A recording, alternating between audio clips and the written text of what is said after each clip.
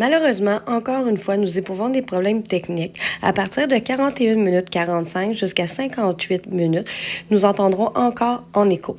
Nous vous rappelons encore une fois que si vous connaissez la raison pour laquelle cela nous arrive, de nous contacter. Cela nous ferait vraiment plaisir de comprendre. Salut Pascal! Salut Martine! Comment ça va aujourd'hui? Très bien, toi? Super! Aujourd'hui, on a une invitée, Nathalie Lemieux. Enchantée. Salut, Contente de ta présence. merci. C'est ça. Aujourd'hui, dans le fond, on va aborder l'intervention féministe intersectionnelle. Donc, pour faire suite aussi à l'épisode de la semaine dernière, où est-ce qu'on a abordé justement les différents systèmes d'oppression. Donc, si vous ne l'avez pas écouté, je vous suggère de mettre pause immédiatement, d'aller écouter l'épisode de la semaine dernière et d'en revenir après. Et puis justement, pour ce faire, justement, on a invité Nathalie Lemieux. Évidemment, on voudrait que tu te présentes brièvement au niveau de ton parcours professionnel, puis après ça, on va venir sur le sujet qui t'amène ici aujourd'hui. OK. Donc, ça fait 35 ans que je suis dans l'action communautaire autonome. J'ai travaillé en jeunesse, puis particulièrement avec les femmes en matière de violence. J'ai été 25 ans jusqu'en 2023 responsable, directrice, coordonnatrice d'organisme, puis les 17 dernières années d'une maison d'hébergement. Puis en maison d'hébergement, justement, c'est quelque chose qui est de plus en plus appliqué en quelque sorte au niveau de la façon d'intervenir, la façon d'interagir avec les femmes. En maison d'hébergement, l'intervention féministe intersectionnelle, c'est quand même quelque chose qui est de plus en plus courant parce que je pense qu'on se rend compte de plus en plus que la réalité des femmes en maison d'hébergement, ce n'est pas la même pour chacune. Je pense que c'est un peu de là où l'intervention prend de plus en plus de place, puis c'est de ça qu'on aimerait ça aborder avec toi, pourquoi ce changement-là, qu'est-ce que ça l'amène, tout ça. Ouais, au niveau de l'hébergement, puis nous, on pourrait apporter peut-être des exemples, dans le fond, concrets que toi puis moi, Martine, des fois, on peut faire face dans nos interventions. Oui, absolument. Fait que c'est ça. Fait que dans le fond, d'où ça vient, puis comment on tend à l'appliquer. OK. D'où ça vient? Mais comme je l'ai dit un petit peu plus tôt quand on jasait ensemble, là, en fait, l'intervention féministe que des années 60-70 était vraiment là pour dénoncer, en tout cas, les inégalités entre les hommes et les femmes, puis le système d'oppression, le patriarcat, on le voyait comme à la source des violences puis des inégalités. Mais en parallèle, il y avait des femmes qui étaient confrontées à d'autres oppressions, puis qui vivaient aussi continuellement des différentes formes de violence. Fait que dans les années 80 puis tout ça, même à la fin de l'année, là, je suis pas capable de dire son nom complet, mais c'est Kimberly là, qui a mis sur pied, qui a inventé le terme intersectionnalité. Elle, c'était pour dire, il y a plus que le système patriarcal, il y a différents systèmes d'oppression, puis à l'intersection de ces systèmes-là, les femmes peuvent vivre différentes choses, différentes oppressions, puis se retrouvent dans un continuum là, de violence. Fait que ça, c'est dans la fin des années 90. En maison d'hébergement ou peu importe, là, les organismes qui travaillent avec les femmes violentées, c'est pas tout le monde qui applique là, l'approche féministe intersectionnelle. Il y en a qui l'appliquent, mais qui mettent pas ces mots-là. Mais pourquoi en maison d'hébergement? Pourquoi certaines, les maisons membres de la FEDE travaillent avec les femmes violentées. Donc, ne travaillent pas juste non plus avec une forme de violence interpersonnelle qui est la violence dans un contexte conjugal. Fait que déjà, il y avait une ouverture, puis une volonté d'analyser, puis ils rencontraient différentes femmes dont les parcours étaient divers. Fait qu'il y a eu une réflexion en continuité avec l'intervention féministe, puis dans les années 80, ce qui était dit, c'est oui, il y a des inégalités entre les hommes et les femmes, mais il y a aussi des inégalités entre les femmes. Puis il faut absolument tenir compte de ça quand que les femmes cognent aux portes des maisons d'hébergement. Pour certaines, la plupart membres de la Fédé, je peux pas parler pour les autres maisons d'hébergement. Fait que dans le cadre d'une démarche, là, on essaye de comprendre pourquoi certaines maisons ont décidé d'élargir leur approche puis d'intégrer l'intersectionnalité.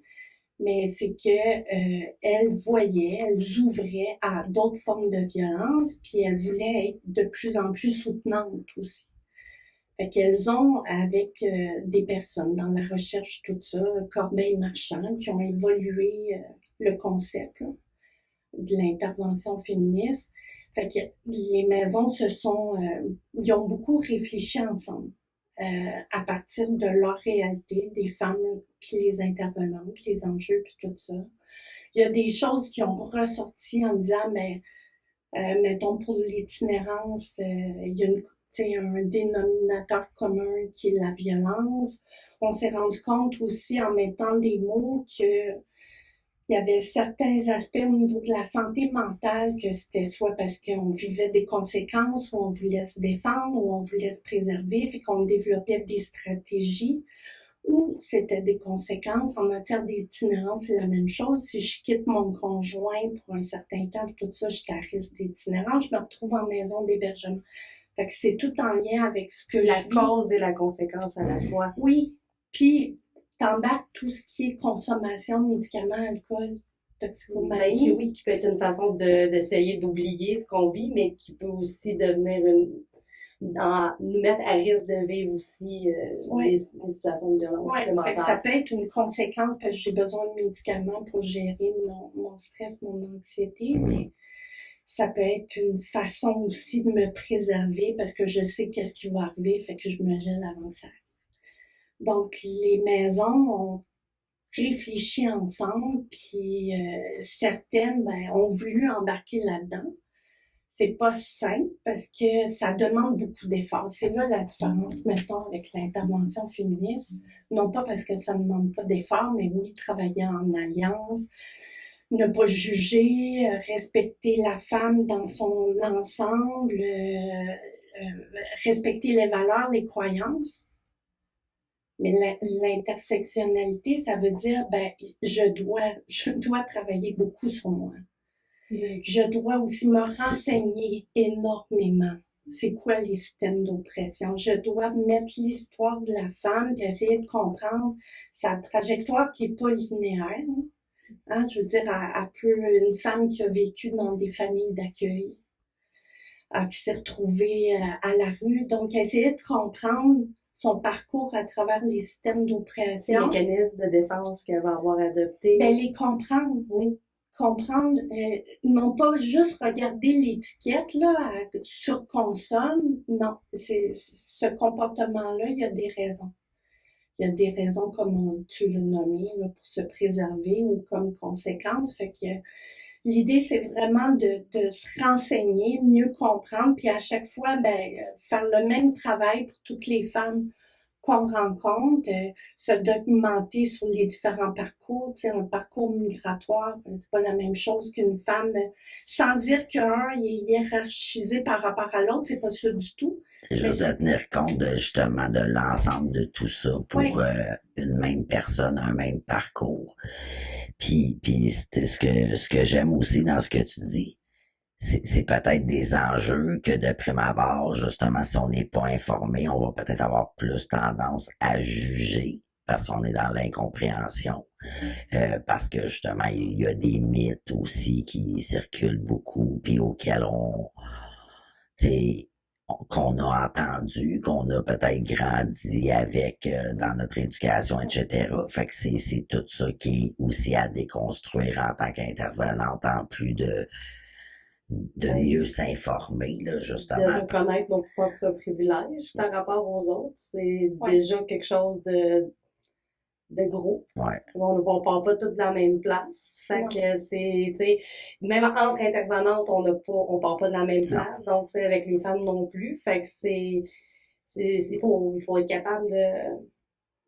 Faut être capable de se regarder, il faut être Nos capable de limites, nos blessures, nos Ouais. préjugés. entre nous.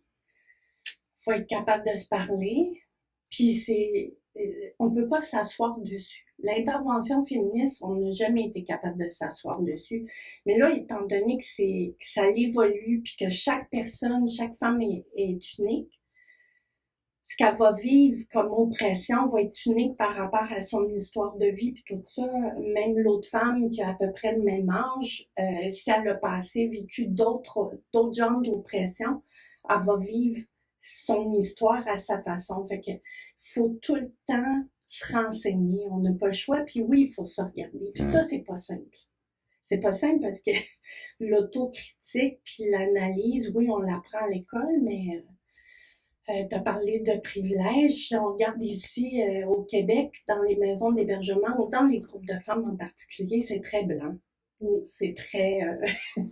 Fait que même nous, on n'est pas à l'abri de contradictions quand on dit on veut être des milieux de travail inclusifs, tout ça, mais qu'est-ce qu'on fait juste par rapport à ça? Puis qu'est-ce qu'on fait quand on a des collègues de travail qui ont peut-être pas les mêmes parcours que moi?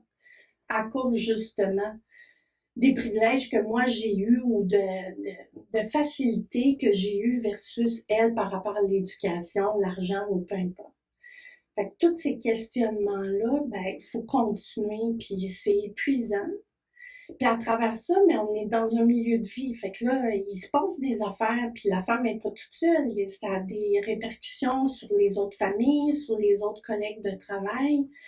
Comment je fais pour aussi bien beau comprendre que... Ben, sur les autres femmes aussi, tu sais, si on donne l'exemple justement d'une femme qui est en hébergement, que ce soit une personne trans, que ce soit une femme voilée, peu importe, en général, étant donné que, comme je nommais précédemment, qu'on a tous et toutes nos propres préjugés, on a été éduqués d'une telle façon, ben, ça fait en sorte que souvent, ça nous amène, Martine et moi, tu sais, à devoir faire davantage d'interventions parce que, oui, ça peut susciter des réactions différentes là, dans tu sais, au sein même de l'hébergement, là.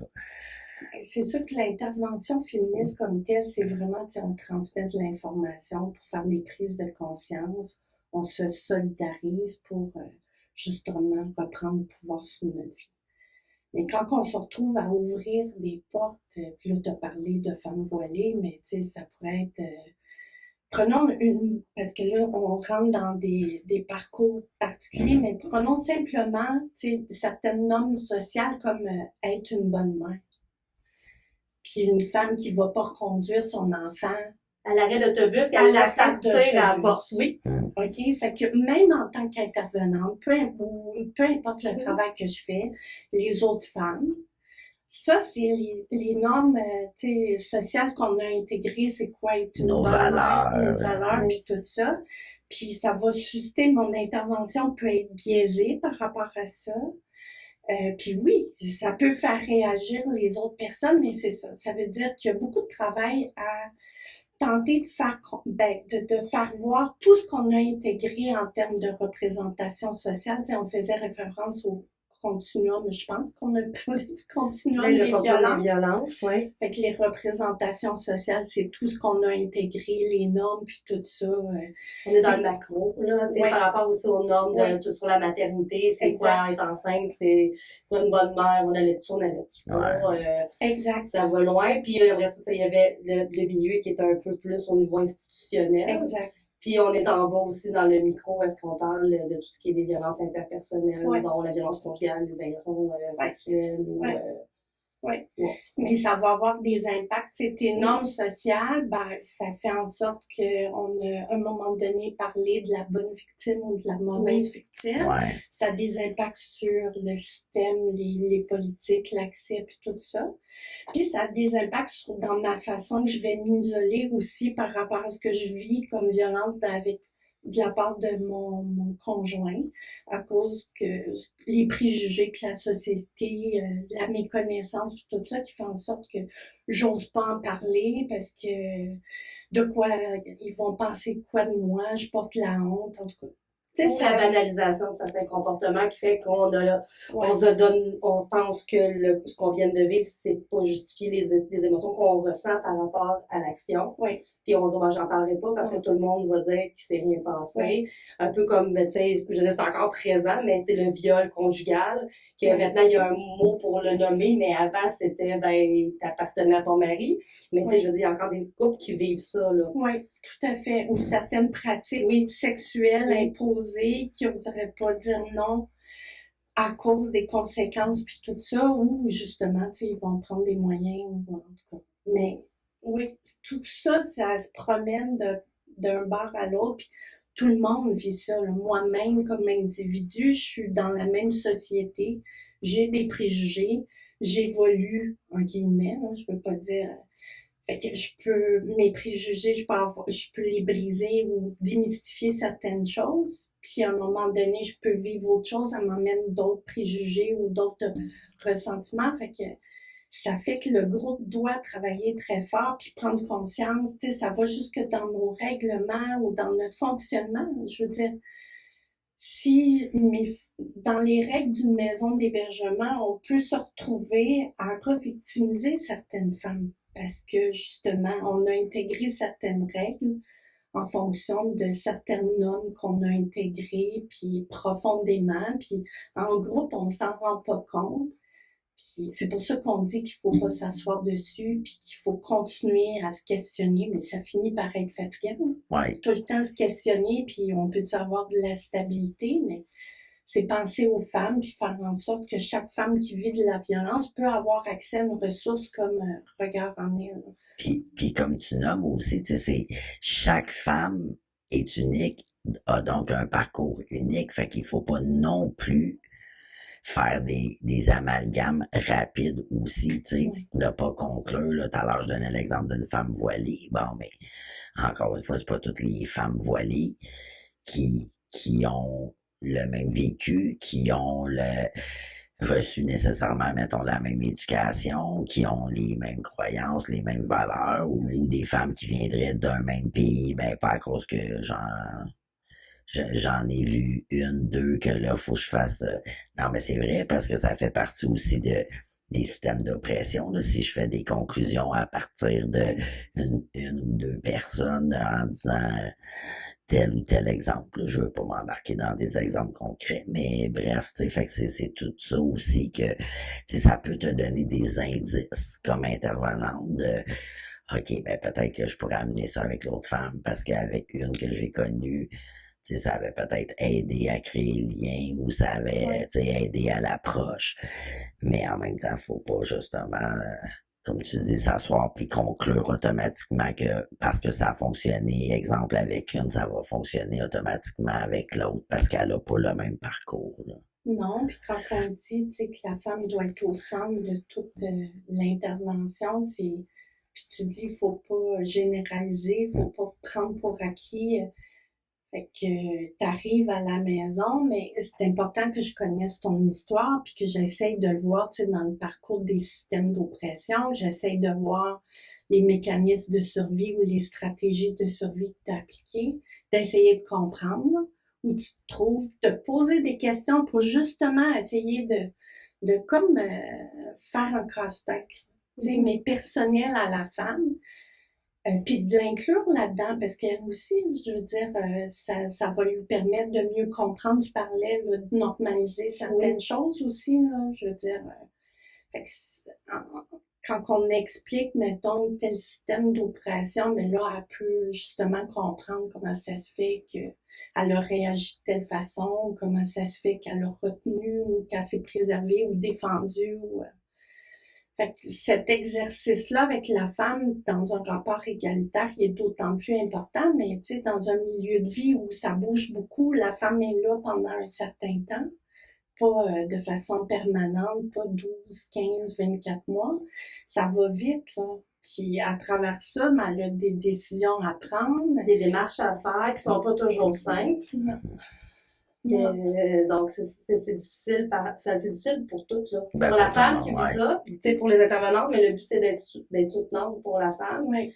Puis je pense que tu sais il reste qu'il y a toujours aussi l'enjeu de de pas oublier que c'est, tu sais, parce que souvent les femmes, ils veulent s'en remettre aux intervenants, mais que c'est pas ça, tu sais, faut remettre, faut que ce soit la femme qui prenne sa décision, faut l'accompagner dans sa réflexion, puis tu sais, on parlait tantôt de, tu sais, de lui permettre de voir un peu mieux son propre portrait, mais tu sais, moi, ça me fait tout le temps penser aux femmes qui ont des diagnostics en santé mentale, puis qui portent cette étiquette-là comme un fardeau, là, puis arrivent en maison d'hébergement avec un fardeau, puis, tu sais, de justement juste nommer qu'on travaille pas avec un diagnostic, pour nous, ça n'a pas d'impact. Des fois, ça fait tout un changement. De dire, ben, gars, il y a des conséquences, mais moi, je vais travailler avec toi pour tes conséquences. Je veux dire que tu as un diagnostic c'est une partie de toi, ça te définit pas, hein. Ben, c'est ça, mais ça fait partie des grosses étiquettes que les femmes arrivent en maison d'hébergement avec, ou la crainte de l'avoir. Oui. Les conséquences de ça aussi sur les enfants, Là, j'ai peur d'aller voir le médecin, je veux pas qu'il me dise que je suis en dépression, je veux pas qu'il me dise que j'ai un trouble anxieux. Là, il me dit que j'avais des traits TPL. Mais ça génère beaucoup, beaucoup d'anxiété. Donc, tu sais, toutes les sphères, ça en génère, là. Oui. Ben, dans toute leur sphère de vie, il va y avoir des éléments qui vont ressortir davantage, mais le fait d'arriver dans un lieu où on va lui dire là, de différentes façons que justement, ici, on parle pas d'étiquette, on l'enlève, mettre sur pied, je sais pas, moi, une entente pour justement que le mot ne revienne pas, TPL, on n'en parle plus, on le met de côté, puis d'expliquer c'est quoi, tu sais, quand on parle de continuum de violence, puis les conséquences sur la santé mentale, ça veut pas dire que tu as un problème de santé mentale, mais sur ta santé globalement. Mais ce que tu as vécu, ben oui, à force de vivre du stress, de l'anxiété, de la surcharge de travail, oui, c'est normal d'être fatigué puis tout ça. Puis oui, ça se peut que tu aies besoin d'un médicament, mais en même temps, c'est elle qui est au centre, puis il y a des alternatives aussi en santé mentale. C'est pas juste une approche l'approche alternative. Oui, c'est ça. Là. Avec les médicaments, puis le suivi avec le docteur. Ouais, plus l'approche médicale. Ouais, c'est ça. Mais c'est sûr qu'il y a des trucs, mais tu sais, les femmes arrivent déjà en maison d'hébergement avec leur propre crainte. Puis, fait que tu sais, ils ont tout ça à déconstruire au complet, plus les intervenantes qui doivent se déconstruire dans tout ça. Fait que tu sais, moi, je trouve que c'est tout le temps en mouvement.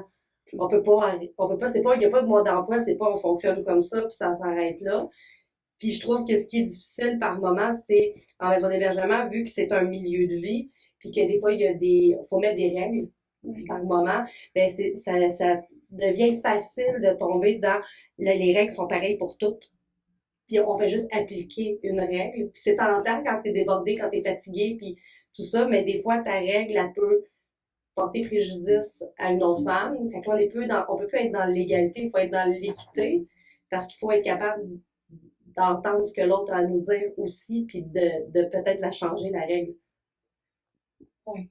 Mais c'est pour ça que l'approche féministe, c'est aussi travailler avec les femmes. Fait que les femmes, qu'elles puissent justement se prononcer avant même qu'il arrive quelque chose.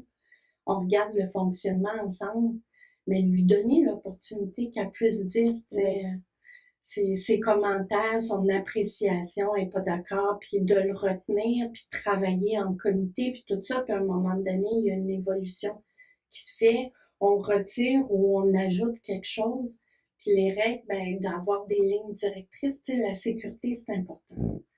La sécurité, tu sais, au sens large, d'être certaines lignes directrices, là, puis en même temps d'y revenir ensemble. Chaque maison est autonome aussi, là. Fait que ça, c'est important d'avoir cette autonomie-là. On parle d'autonomie. D'empowerment. Il y a des femmes, fait que donc des maisons, puis des intervenants qui y sont aussi.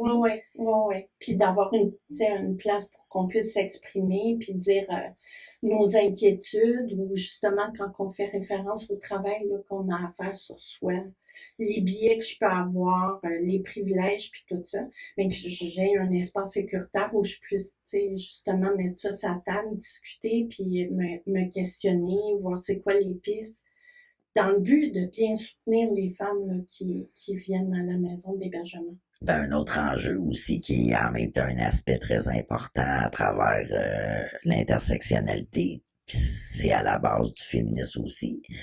mais j'ai l'impression, peut-être à tort, qu'avec l'intersectionnalité, ça amène une couche de plus en lien avec le respect du rythme. Ouais.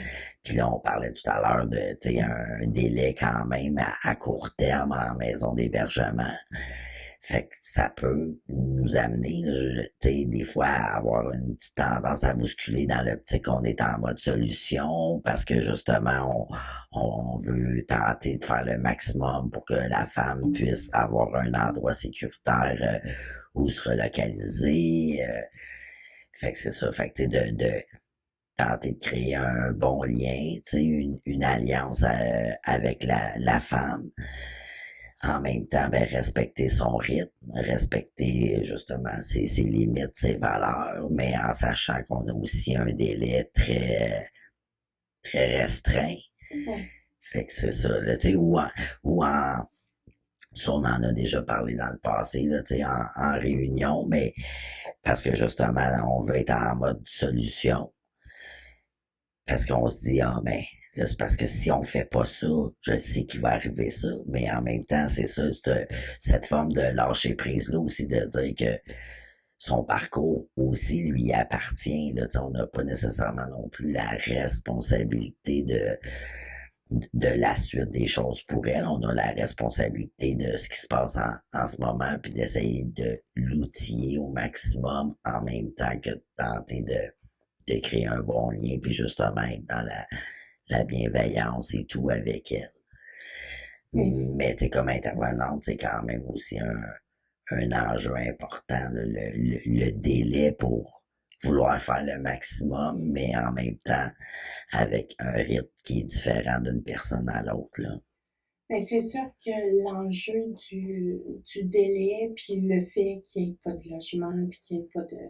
Fait que ça, c'est une chose, on peut pas faire fi de ça, c'est présent. La maison d'hébergement est là aussi, pour assurer la sécurité des femmes, fait qu'elle n'est pas là pour une deuxième étape quand on est en première étape, fait que c'est omniprésent, ça c'est sûr et certain. Mais travailler, dans un rapport égalitaire qui a comme but d'aider, de soutenir la femme pour qu'elle reprenne, le pouvoir sur sa vie, c'est favoriser l'autonomie, c'est aussi ouvrir avec les autres. Fait que la maison n'est pas toute seule. Je dis pas que c'est plus facile à dire qu'à faire, là.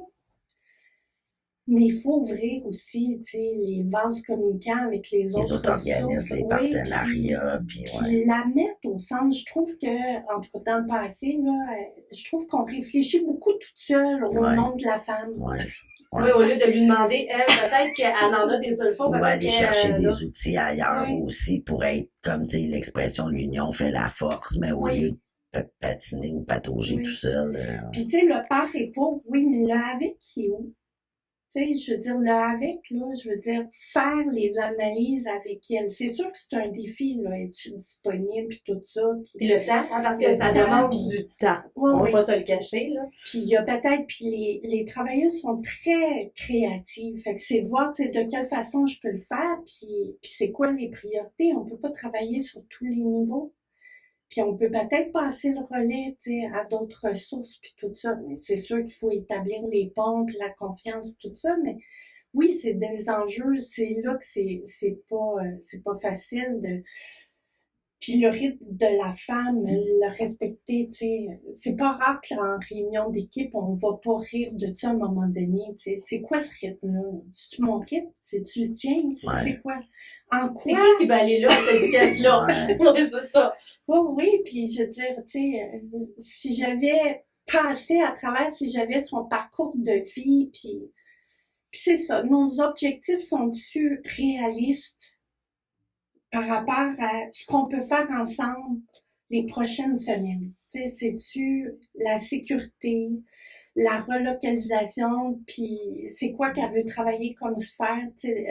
C'est quoi les sphères qu'elle veut travailler par rapport à tout ce qui touche l'immigration, qu'elle veut finaliser, c'est-tu l'aspect juridique, ses enfants, la DPJ. Fait que je pense qu'on veut beaucoup. C'est le cas là, dans le milieu des groupes de femmes, tout ça, les femmes veulent énormément, veulent lutter, sont dévouées. mais on a un laps de temps, puis c'est quoi qui est réaliste? Sur quoi qu'on peut travailler dans quelques semaines? Puis oui, ça se peut qu'on travaille moins de choses parce que la femme, elle a beaucoup d'enjeux très personnels, puis il y a des affaires qu'on ne pourra pas, même pas faire en survol, mais peut-être qu'on peut tout de suite travailler, tu sais, le relais. Mais le référencement, Oui. puis quand on sait où la femme s'en va, de peut-être prendre le temps de faire des références personnalisées, d'appeler avec elle les endroits pour Oui. Le un premier contact. post-hébergement, le service à l'externe qui peut continuer aussi. Oui. Fait qu'il y a beaucoup de choses, mais je pense qu'on veut, tu sais, on voudrait régler Un maximum d'aspects, ouais. Ouais. Puis c'est vraiment à force, je pense qu'il faut se recentrer sur qu'est-ce qu'on peut faire à l'intérieur de quelques mois ensemble versus un an, puis vraiment travailler avec, se faire confiance dans la créativité. Puis oui, ça se peut qu'il y ait des affaires qui me mettent mal à l'aise, puis que j'ai peur, puis c'est confrontant, puis dire que c'est normal. On n'est pas des machines, puis de faire confiance à l'équipe de travail, qu'on puisse se questionner, puis tout ça, puis revoir nos stratégies avec la femme, puis poser la question, tu sais, la façon que j'aborde ça, ça te convient-tu?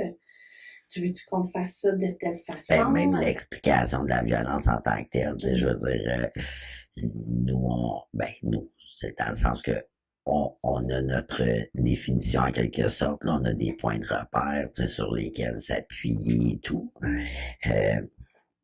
Mais en même temps, c'est pas tout le monde qui a la même vision nécessairement de ça.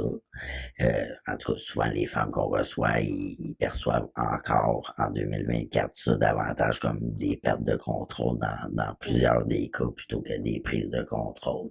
Je pense que c'est important aussi de nommer que quand on parle de tous les systèmes d'oppression, il y a beaucoup le côté défense de droit qui embarque parce que veut pas, tu sais, on est là avec les femmes, puis notre rôle c'est aussi d'informer, puis d'informer sur leurs droits, puis c'est quoi les recours qu'elles ont, puis tout ça. Puis malheureusement, quand on parle de système d'oppression, on parle aussi de femmes que des fois elles sont défendre leurs propres droits, c'est difficile, puis qui ont besoin d'un accompagnement, puis de soutien, puis ou même de les connaître, leurs droits dans certains cas. Oui, de les connaître. Puis des fois, il y a des femmes qui essaient de les faire reconnaître, puis ils ont besoin du support supplémentaire. Ça fâche tout le temps les intervenantes parce que on trouve ça aberrant que parce que l'intervenante est là, soudainement, les droits sont respectés, mais quand l'intervenante n'est pas là, ils ne sont pas.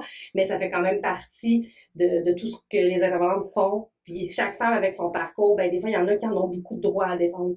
Puis il y en a beaucoup qui connaissent pas du tout leurs droits, puis on part de loin pour ces femmes-là, puis des fois, de savoir qu'ils ont des droits, c'est comme nouveau pour elles, là. Oui. Puis c'est comme si on leur donnait des choses qu'ils savaient, tu sais, comme, je suis même pas au courant, puis tout ça, puis je pense qu'il faut pas sous-estimer le temps et l'énergie que ça demande aux femmes, premièrement, parce que quand on leur nomme qu'ils ont des droits puis qu'ils peuvent les défendre, puis qu'en ce moment, ben, ils sont biaisés dans leurs droits, ben, on est en train de leur dire qu'elles vivent des violences. Oui, c'est ça. On est en train de dire, ben moi, je t'apprends qu'en ce moment, ça, là, c'est une autre violence. Fait que c'est un coup dur pour ces femmes-là. Puis après ça, on leur dit, ben là, il va falloir que tu te battes. Ben là, puis là, il faut les accompagner. Puis des fois, c'est pas facile comme parcours, là. Il y en a des moments de défense de droit. Moi, je vais nommer juste une fois pour moi que la femme avait été à l'aide juridique. Ça faisait 3 fois qu'elle se présentait pour demander d'avoir un avocat. Elle était acceptée, mais on lui donnait une liste. Elle appelait la liste. Il y a personne qui voulait prendre son dossier. Elle retournait, on lui donnait une autre liste. Puis il a fallu que je me présente avec la femme pour dire, là, cette femme-là elle a le droit d'avoir un avocat. Ça fait partie de ses droits et ils ne sont pas respectés en ce moment. Donc, on fait quoi? C'est quoi la prochaine étape? Parce que, oui, mais là, non, elle les a appelés, les 3 listes. Arrêtez de pas croire la femme. Elle les a appelés. C'est votre rôle de lui trouver un avocat. Donc, tu sais, il a fallu comme, tu sais, je veux dire que je me batte. Puis ça, c'est juste un exemple de toutes les fois. Fait que cette femme-là qui vivait déjà plusieurs systèmes de pression, ben, dans sa lutte pour se sortir de la violence conjugale, devait lutter pour avoir un avocat. Mais c'est pour ça qu'on parle des continuums de violence, parce que tu fais référence, là, ton exemple, l'aide juridique. Fait que l'individu qui reçoit l'appel de la femme peut avoir des biais, des préjugés, puis tout ça. Elle a intégré des normes sociales, la femme qui est victime. T'sais. Fait que peu importe ce qui ressort, tu fais référence au programme là, d'aide juridique qui, lui, ben, je veux dire, il a été mis sur pied à partir de normes. Oui. Fait que, tu sais, c'est ça, on s'en sort pas qu'on s'en sort pas, mais c'est très difficile. Fait que oui, quand tu vis les violences, puis qu'en plus, à chaque pas que tu veux faire, t'en recules, je sais pas combien, avec l'énergie, puis tu sais, ça devient énergivore, là, tout ça. Puis que j'ai besoin de toi, puis là, je sais que je vais devoir quitter, j'ai pas trouvé un lieu. Juste en parler, je suis essoufflée, là, puis je le vis pas. Fait que, oui. Puis, en tant qu'intervenante, ben, moi, je trouve ça fâchant. Je peux pas parler pour toutes les intervenantes de la planète, mais je trouve ça fâchant parce que ce qu'on veut, c'est redonner le pouvoir à cette femme-là, puis qu'elle puisse faire ses choses par elle-même, puis qu'elle puisse y aller, puis des fois, elle dépend littéralement de l'intervenante parce que ses droits sont pas respectés, puis qu'il faut qu'à un moment donné, quelqu'un mette un pied à terre, puis fasse comme, pour cette femme-là, puis on va le faire avec plaisir parce que on veut que cette femme-là, ses droits soient respectés, mais en même temps, c'est un combat qu'on mène pour la femme, mais qu'on voudrait qu'elle puisse mener elle-même. Mais c'est pour ça que c'est important de parler d'intervention féministe intersectionnelle. C'est de faire comprendre c'est quoi les systèmes d'oppression, faire comprendre justement les violences institutionnelles quand tu parles de programme puis tout ça, que les gens réalisent c'est quoi ces continuums de violence-là pour qu'ils puissent, en société, en tout cas, changer les choses. Tant qu'on n'arrivera pas à changer le discours, à comprendre qu'est-ce que ça veut dire, à revoir nos normes sociales, à revoir nos programmes. Ben ça aussi, il faut respecter le rythme. Une société, souvent, les changements, c'est beaucoup plus long qu'un individu, mettons. Là.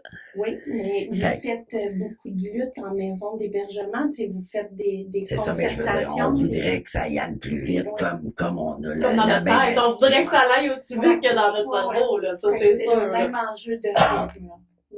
Puis c'est pas assez vite qu'on arrive, mais en même temps, si on regarde tous les changements que le mouvement des femmes a fait, c'est quand même, il y en a beaucoup, mais en même temps, il y en a beaucoup à faire. Ouais, puis comme tout à l'heure, je m'en allais sur l'aspect de la violence, de nommer au début, tu sais, ce qu'on appelle la bonne ou la mauvaise victime, là, en lien avec le documentaire de la victime parfaite. Mais c'est la même chose, mettons, une femme qui s'est défendue physiquement auprès de son conjoint violent. Ben, à combien de reprises, là, tu sais, on est confronté à ça, de ce qu'ils appellent les plaintes croisées et tout. Fait que, il y a encore beaucoup d'incompréhension par rapport à ça versus une victime qui peut-être ne réagit moins fortement. Peut-être que dans certains cas, elle va être davantage considérée, mettons, en allant porter plainte qu'une qui est plus réactive, qui peut-être est plus verbomotrice, qui a peut-être justement des enjeux de consommation. Puis là, si on ajoute. On rajoute qu'elle est travailleuse du sexe, puis santé ça. mentale, puis c'est ça. Oui. Puis on vient, à l'époque, là, où en psychiatrie, on faisait référence, c'est quoi une personne normale ou saine. Fait que c'était toutes les caractéristiques d'un homme, puis pour ce qui est de la femme, c'était celle qui était soumise, c'est que celle qui était gentille. Fait qu'on est encore là-dedans, là. Il y a des mots différents, là, c'est plus dans la Bible, là, en psychiatrie, puis tout ça, là, mais je veux dire, il y a encore des éléments très importants qui sont à la base de nos programmes, nos politiques ou nos pratiques. En psychiatrie, attacher une femme dans l'unité d'urgence, puis pas prendre en compte que cette femme-là a peut-être été victime d'agression sexuelle, puis l'attacher, puis là... automatiquement être en crise, puis là, ben c'est ça, c'est comme le moyen suprême, mais qui fait en sorte que justement qu'on accentue possiblement son traumatisme, là, tu sais. Oui, tout à fait, ou la DPJ de d'avoir une méconnaissance, parce que je veux pas porter le jugement, là, mais une méconnaissance de la violence conjugale, puis de la femme qui est victime de violence conjugale, qui va, ses actions, c'est comment qu'elle va se défendre ou comment qu'elle va se préserver. Elle va ou peut-être être versus- réactive, puis mettons, l'homme, lui, va être beaucoup plus calme, donc c'est l'homme qui va Ou avoir... peut-être plus Oui. dépressive ou anxieuse, Mais justement, c'est ça. comme conséquence. Puis, Oui. Oui. Fait que avoir ces connaissances-là nous permet d'avoir une meilleure attitude dans notre savoir-être avec les femmes, puis faire en sorte qu'on puisse vraiment les amener en tout cas, c'est comme dans le processus de guérison, de cheminer, de reprendre, d'avoir accès à une certaine liberté, là, parce que c'est ça qu'on veut, là. On veut plus que la violence brime la liberté des femmes. Fait que tous les acteurs, actrices, puis tu l'as nommé, là, c'est long, mais c'est important là, d'en prendre conscience, puis de s'informer, puis de se regarder comment moi je réagis. Je suis une médecin de famille, la femme est devant moi, mes questions, les réponses, ce qui est pas dit, qu'est-ce que, tu sais, ouais, beaucoup dans ce qui est pas dit, en plus, avec les filles, ça a vraiment, je trouve, en tout cas, une importance encore plus majeure, là, tu sais, bien regarder le langage non verbal, parce que, bref, Puis de pas avoir peur des silences. Ben, des silences, ça, oui, mais aussi de nommer qu'on comprend pas. ouais. De le dire, ben écoute, je sais pas, tu sais, je le sais pas, puis je comprends pas. Est-ce que tu peux me l'expliquer? Tu sais, souvent, tu sais, je veux dire, c'est orgueilleux, puis c'est aussi de quoi qu'on va avoir de l'air, mais des fois, on le sait pas, là. Ouais. Puis on le comprend pas, puis des fois, la meilleure personne pour nous le dire, c'est la personne elle-même. Puis tu sais, des fois, on peut avoir un malaise avec une personne, puis on essaie en intervention, tu sais, de travailler de façon différente, parce qu'on va essayer mais tu sais, des fois, on a l'impression que ça fonctionne pas, puis que ça patine. Ouais. Ben, des fois, c'est ben, je vais demander.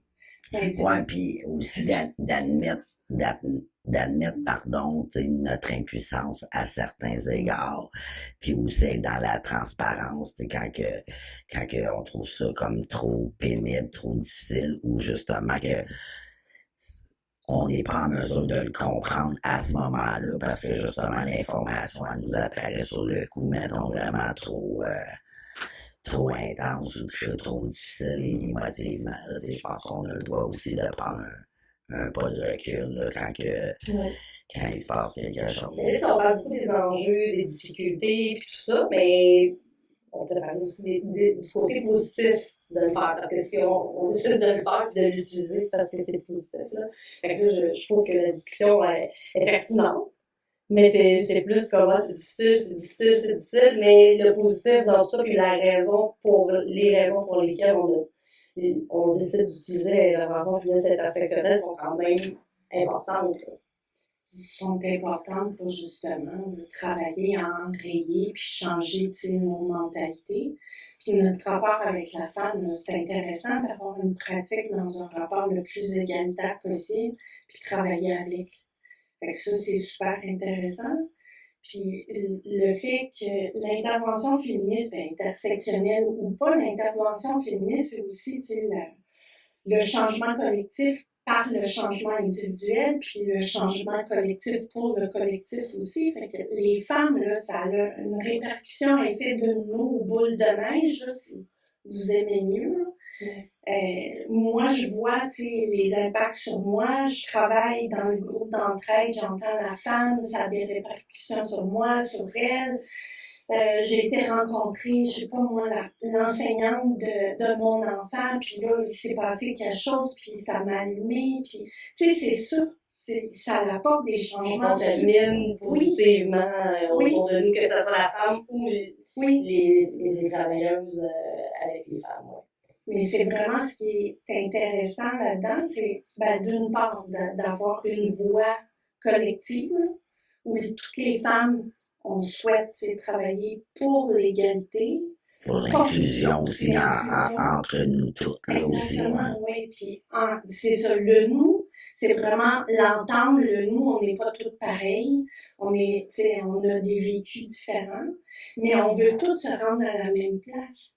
On veut avoir une société où on se sent en sécurité, où c'est plus un enjeu d'être en sécurité chez moi, ailleurs, où la discrimination, je veux dire, tu parlais des droits tantôt, tu sais, le logement, je veux dire, tu parlerais à n'importe quel groupe de défense de logement, tu sais, ça fait des années qu'on est obligé d'appeler à la place de la femme qui a comme un accent plus prononcé. Pourtant, le logement, c'est un droit, ça n'a rien à... Fait que Oui, lutter les discriminations, c'est quelque chose quand même, c'est une énergie vraiment pas j'ai intéressante en mots, mais c'est pas ça, c'est...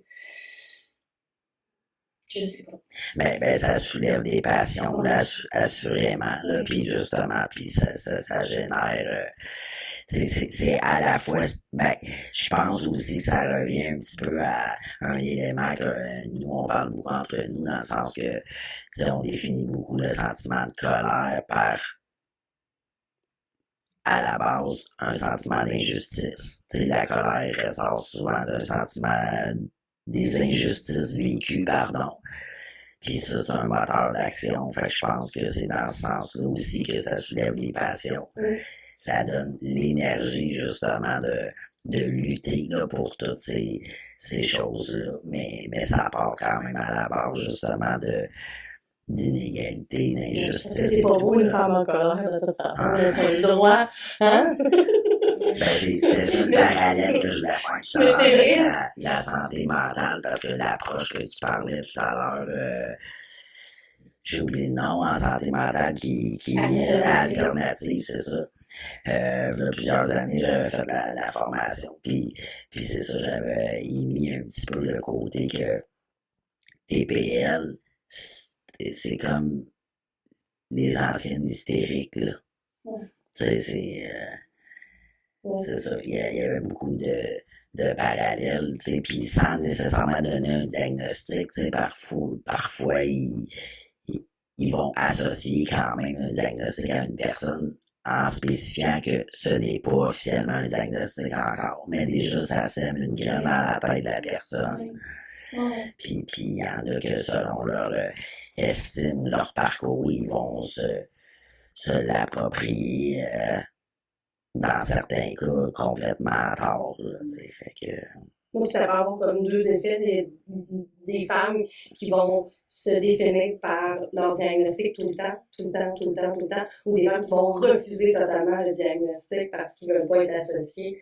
Fait que dans les deux cas, c'est pas simple pour elles, c'est pas, tu sais, je veux dire, de te définir comme étant diagnostic, ben, ça a un impact sur toi. Premièrement, ça a un impact sur ta santé mentale, ça a un impact sur ton estime.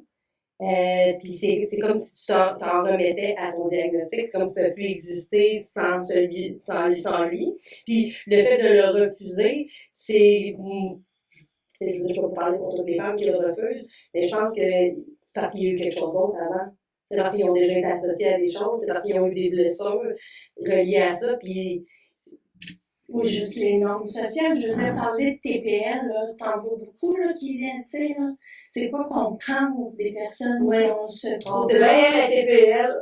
Puis, tu sais, je veux dire, santé mentale, ça fait combien de temps, là, qu'on en parle dans les médias?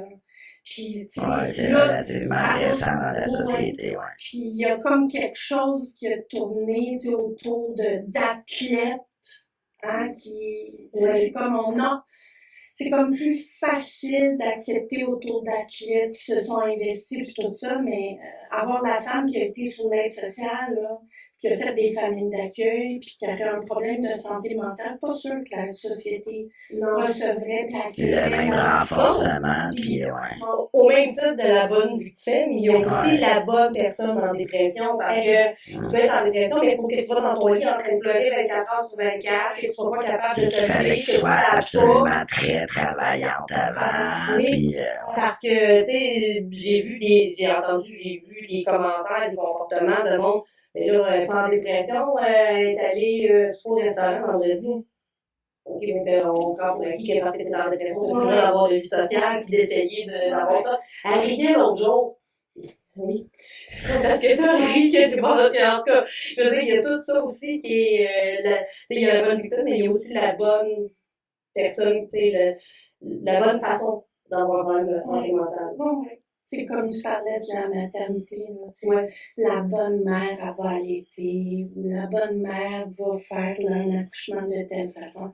C'est tout ça à quoi on est confronté. Fait que ce qui est positif, c'est lutter, puis savoir qu'on peut réussir à changer, de faire un pas, puis le faire avec elle. Tu sais, quand tu les vois, les femmes, les enfants qui reviennent, puis qui sont heureux ou qui vivent des bonheurs comme tout le monde. Je dis pas qu'on est heureux, heureuse tout le temps, tous les jours, c'est pas ça, mais je veux dire, qui ont pris les guides de leur vie, puis tu sais, qui ont des aspirations, puis qui font des trucs socialement pour elles, en tout cas. Tu sais, ça, c'est motivant. Ouais. C'est motivant quand tu vois des femmes à travers le monde qui se tiennent la main pour la marche mondiale des femmes. Ça, c'est motivant.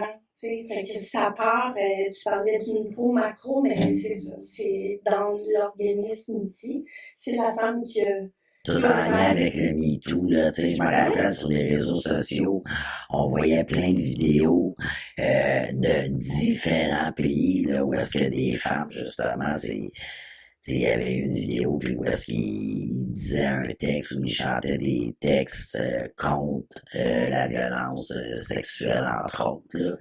Mais tu sais, quand tu vois ça, c'est vraiment wow. Fait qu'effectivement, oui, ça redonne tout le temps, ça recharge la batterie de on lâche pas. Là. Ben, comme on a nommé aussi dans les épisodes sur le mouvement féministe, on a parlé aussi du fait que c'est pas parce que, mettons, ici au Québec, c'est plus avancé, parce qu'on a dit les luttes sont encore là, qu'il faut baisser les bras parce qu'on est aussi responsable de ce qui se passe ailleurs.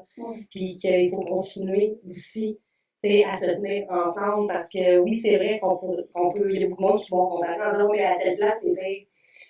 Peut-être, mais c'est pas en disant qu'ici, c'est suffisant qu'on va aider à ce que ça soit mieux ailleurs. Fait que, je pense que cette solidarité-là est importante, puis c'est ce que ça permet de créer aussi une solidarité. Oui, c'est un micro-milieu, une maison d'hébergement, mais ça part de là pour aller plus loin quand même.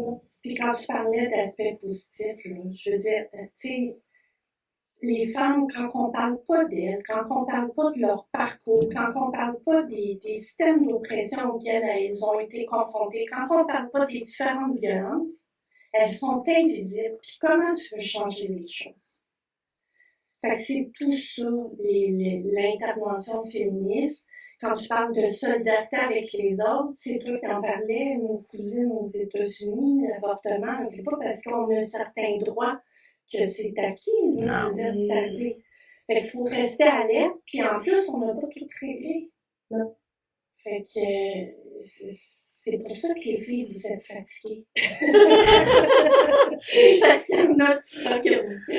Oui, on est peut-être fatigués, mais justement, je le ferai pas différemment. Non. Je le ferai pas différemment parce que ce que moi je trouve le plus pertinent dans tout ça, c'est quand je vois les femmes, ben, premièrement, prendre conscience qu'elles ont des droits, prendre conscience que, ça c'est le bout qui me touche le plus à chaque fois, c'est quand je vois une femme qui prend conscience que l'émotion qu'elle vivait, elle est valide, puis que c'était pas dans sa tête que ça se passait. Tu sais, quand on dit, c'est normal que tu te sentes comme ça, telle chose, puis qu'on met des mots sur des choses qu'elles ont vécues, puis qu'on voit qu'elles, soudainement, sont plus seules. Ouais. Parce que souvent, tu sais, c'est souvent des prises de conscience qui sont en groupe, puis au début, les femmes ont peur du groupe. Ouais. Ben, il y en a que non. Il y en a quand même une bonne majorité qui sont mal à l'aise, tout ça, mais c'est quand ensemble, ils se rendent compte que, tu sais, ils ont le même sentiment, puis qu'ils ont vécu des choses qui sont similaires. Ce bout-là, juste pour ça, là, moi, je trouve que c'est quelque chose tu sais, dans ce qui est triste de leur situation, ben, moi, je trouve que c'est beau à voir parce que ça allume comme un désir de reprendre le pouvoir. Ouais. Puis moi, ce que j'aime aussi beaucoup là-dedans, tu sais, c'est l'aspect humanité, dans le sens que plus de notre côté on est humaine, plus on reçoit aussi de l'humanité en retour, tu sais, dans le sens qu'on on mentionne souvent qu'on est des femmes nous aussi, donc imparfaites, on n'a pas toutes les connaissances et tout, fait que ça nous laisse aussi à nous le droit d'être imparfaites, puis justement en démontrant l'humanité, ben c'est ça, ça suscite l'humanité, la compréhension en retour aussi, là. Je sais pas s'il y a d'autres éléments à nommer qu'on aurait pu oublier puis qui seraient vraiment importants. Ben c'est sûr qu'à la limite, on aurait pu en parler quand même pendant des heures. Là, mais sinon, Je propose quand même que là, je vais vous ajouter un sujet, mais je propose quand même qu'on l'amène éventuellement du côté de la santé mentale. L'approche féministe intersectionnelle, je l'approche, je dis ça. Qu'est-ce que tu veux dire exactement? Je suis pas sûr. J'ai eu des pop-up dans ma tête. Chantal. Ah, ok, tu parles pour plus Oui, tard. pour plus tard, j'ai comme eu des Ok. pop-up qui m'ont, c'est moi, ce qu'on peut aller encore plus loin, ça m'a, parce que t'as parlé de la formation. Ouais. Puis là, moi aussi, je l'ai eu.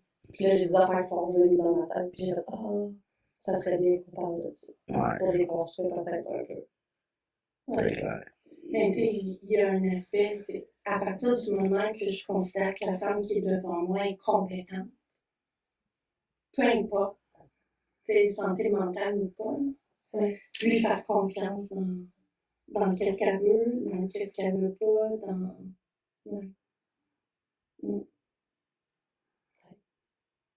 Ouais, parce que c'est de se ramener aussi qu'elle a survécu jusque-là. Fait que c'est sûr qu'elle a été en mesure de mettre en place différentes choses, puis qu'elle a justement des capacités, puis du potentiel, puis des connaissances, puis etc. Là, tu sais. Fait que ouais, c'est pas embarquer dans le fameux triangle qu'on a déjà abordé, là, puis... Mais le triangle, on s'en sortira pas, là. Ouais, c'est ça. Le triangle, ça fait partie de, ça fait partie du fait qu'on est humain.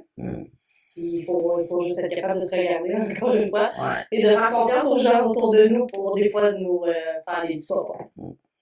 Mais c'est vrai que la santé mentale, c'est un gros dossier, si on peut l'appeler ainsi, par rapport à tous les autres acteurs, actrices, t'sais. Quand ils sont confrontés à des femmes qui devant des stratégies avec lesquelles ils sont pas à l'aise, ou des conséquences avec lesquelles ils sont pas à l'aise, puis qui jugent que c'est pas des conséquences, mais que c'est des choix. Ouais. Ou que la femme, elle a certains comportements, puis on dit que, dans le fond, c'est la santé mentale le problème, mais dans le fond, c'est des conséquences. Puis si on travaille sur les conséquences, ben, ça va disparaître. Tranquillement, mais ça va le faire. C'est comme si c'était la seule façon de dire, ben, t'as tel comportement, ben, t'as tel diagnostic, tu prends tel médicament, mais, tu sais, si on regarde un peu plus profondément tout ce qu'elle a vécu, bon, peut-être qu'on pourrait juste normaliser cette réaction-là en premier lieu, puis peut-être que ça ferait déjà une partie de la job pour la femme de justement pas se sentir dire, ben, c'est pas normal que je fasse ça. Ben, peut-être que ça l'est. Tu sais, parce que quelqu'un qui va, mettons, fermer sa porte 8 fois, là, tu sais, on va dire, t'as un trouble obsessionnel compulsif. Ben, peut-être que la personne a défoncé sa porte de maison 8 fois. Fait que peut-être elle a vérifié 8 fois. Tu sais, je sais pas. Ben, comme l'anxiété, tu vis de la violence conjugale. Pour moi, c'est une équation qui va quasi d'emblée, là. Je veux dire, t'es dans la peur continuellement. Mais tu sais, si tu prends juste les symptômes de l'anxiété puis que tu creuses pas plus loin, c'est ça, là, c'est souvent des répercussions, justement. Je vais faire un parallèle aussi. J'ai lu une étude dernièrement, je ne sais pas le nom de l'étude, où est-ce qu'ils ont remarqué que beaucoup de garçons qui avaient eu un diagnostic de TDAH, en fait, avaient un choc post-traumatique lié à de la violence conjugale. Dans le fond, qui avaient été exposés à de la violence conjugale pendant l'enfance. Ouais, j'ai lu ça dernièrement, j'ai fait « Oh my God ». Ben, moi, j'ai pas lu Ouais. ça, mais effectivement, j'ai déjà entendu ça aussi, dans le sens, peut-être pas le terme traumatisme, là, Mais là, nécessairement, tu sais, je veux dire, c'est dans l'étude que j'ai lue, là. mais oui, tu sais, ça aussi, il y a beaucoup de diagnostics, même enfants, si c'est pas investigué, ces comportements-là sont vraiment, entre guillemets, dus à des aspects biologiques ou c'est plus relié à l'histoire de vie, là, le contexte de vie, les événements que l'enfant vit ou est témoin, etc. Là, fait que, ouais. Ben, comme la violence physique que la femme peut subir, qu'on commence à documenter par rapport aux, voyons, les chocs, Post-traumatique. non, pas post-trauma, mais Ah, physiques, Les les électrochocs. commotions. Ah, puis les tout Ah, ça. électrochocs. ok. Ok, je pensais que tu parlais Ben, de d'électrochocs. Ouais, me faire moi aussi. brasser Oui, ou oui. de vivre de l'anxiété ou de... En tout cas, tu sais, ça commence, là. Puis quand j'ai eu une commotion, mais il y a plusieurs réactions aussi au niveau de l'agressivité. Puis,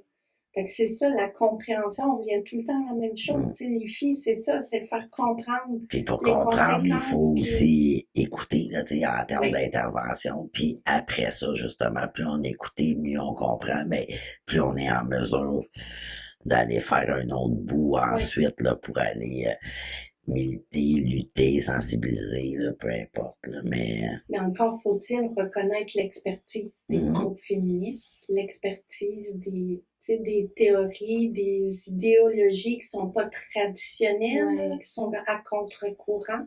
Fait que ça non Ouais. plus, c'est pas facile, là. Je veux dire, les filles, là, je veux dire, le faire reconnaître puis rentrer dans le système, c'est un défi, là. ouais, ben au même titre que l'exemple que tu donnais avec la santé mentale, Ouais. l'approche alternative, bon ben, tu sais, là, ça, il commence à avoir un petit peu d'ouverture. Des fois, il y a comme des mix d'intervenants, tu sais, de différents, justement, milieux, puis de différentes visions ou perceptions d'une situation X, là, mais oui. Donc, un immense merci pour ta participation, Nathalie. Là, ça va peut-être avoir l'effet un petit peu surprise, mais je tenais, ben en tout cas, on tenait à te remercier parce que justement, en ayant été notre directrice pendant longtemps, c'est toi et évidemment le conseil d'administration qui était présent sur place, qui ont donné le hockey dans le fond pour qu'on puisse partir le projet du podcast. Là. Fait que je tenais, en t'ayant avec nous aujourd'hui, à t'en remercier, puis on essaie de faire des petits avec ça depuis. Oui. Donc, parler de l'intervention féministe Ouais, intersectionnelle c'est pour ça. la multiplier. Puis on nous suit où? Ben, comme d'habitude, Facebook, sur TikTok, sur Instagram, on est toujours là. Venez nous faire un petit coucou, on aime toujours ça. Sinon, ben, on peut nous suivre sur Spotify, Apple Podcasts, YouTube et sur toutes les autres plateformes. Pour vrai, si vous trouvez pas notre podcast sur votre plateforme, envoyez-nous un message. On va essayer de trouver une solution. Fait que prenez soin de vous. À la semaine prochaine! Bye!